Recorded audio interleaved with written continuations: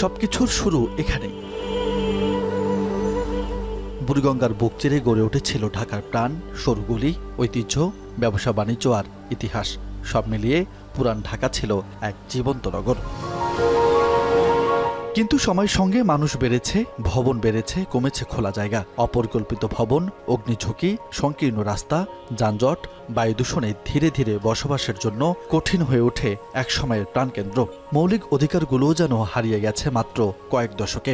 নতুন টাউন, নতুন শহরে যেই সুবিধাগুলো ওনারা ভোগ করে, সেরকম ভোগ কিন্তু আমরা অনেক কিছু থেকে বঞ্চিত। রাস্তাঘাটে দেখবেন অপরিচ্ছন্ন, ফুটপাত দিয়ে ভরা, মানুষ সাধারণভাবে চলতে পারছে না। একসময়ের জীবন্ত নগর যখন নুয়ে পড়ল অল্প বয়সের ভারে, তখন প্রশ্ন উঠল, ঢাকার ভবিষ্যৎ কি অন্য কোথাও? স্বস্তির শ্বাস নিতে মানুষ পা বাড়ালো নতুন শহরে। নগর ছড়িয়ে পড়ল পশ্চিমে, উত্তরে, গড়ে উঠল উত্তরা মিরপুরের মতো নতুন নতুন আবাসিক এলাকা। একসময় যেগুলোকে বলা হয়েছিল পরিকল্পিত ঢাকা, কিন্তু কয়েক দশক পর আবারও একই অভিযোগ। ঘনবসতিপূর্ণ একটা সিটি, সে অনুযায়ী আমাদের সবকিছুরই পর্যাপ্ত পরিমাণ প্রাপ্যতা পাইনি আমরা এখানে। যে মৌলিক অধিকারগুলো আছে সেগুলো আমরা টাইম মতো পাচ্ছি না, বা সবাই পাচ্ছে না। যাদের দরকার তারাই পাচ্ছে না, কিন্তু যাদের দরকার নেই তারা এটাকে পুরোপুরি এক্সপ্লয়েট করতে পারতেছে।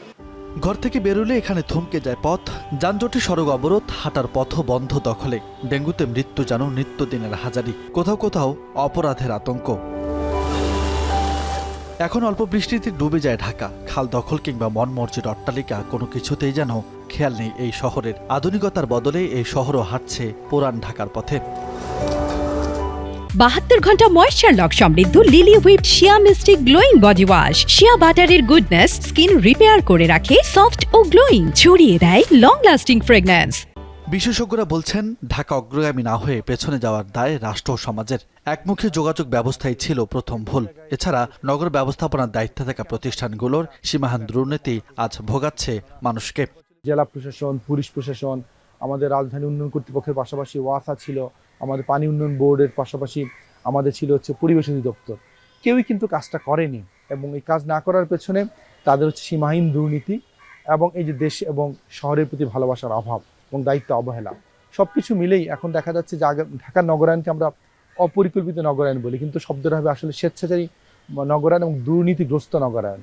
পরিকল্পনা, আইন প্রয়োগ, নাগরিক সচেতনতা এবং সুশাসনের উপর জোর দিয়ে যে শহর গড়ে ওঠার কথা ছিল, তা কেন হয়ে উঠল না?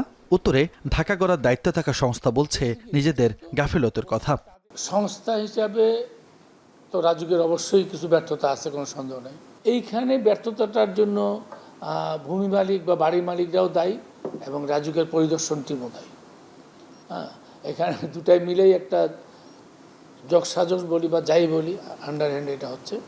এবার বয়সের ভারে নুয়ে পড়ার আগেই পরবর্তী ঠিকানা খুঁজছে 3 কোটি মানুষের এই শহর। দৃষ্টি পূর্ব দিকে, নাম পূর্বাচল। প্রশস্ত সড়ক, আধুনিক অবকাঠামো, পরিকল্পিত নগর।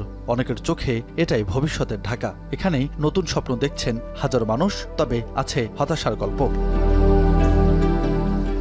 কিন্তু পুরান ঢাকার পর নতুন ঢাকা, আর ঢাকার পর পূর্বাচল। শহর বদলেছে, কিন্তু বদলে গেছে কি ব্যবস্থাপনা? বিশেষজ্ঞরা বলছেন, বাসযোগ্য নগরের জন্য শুধু শহর বদল নয়, রাজনীতির ঊর্ধ্বেই ভাবতে হবে রাষ্ট্রীয়ভাবে।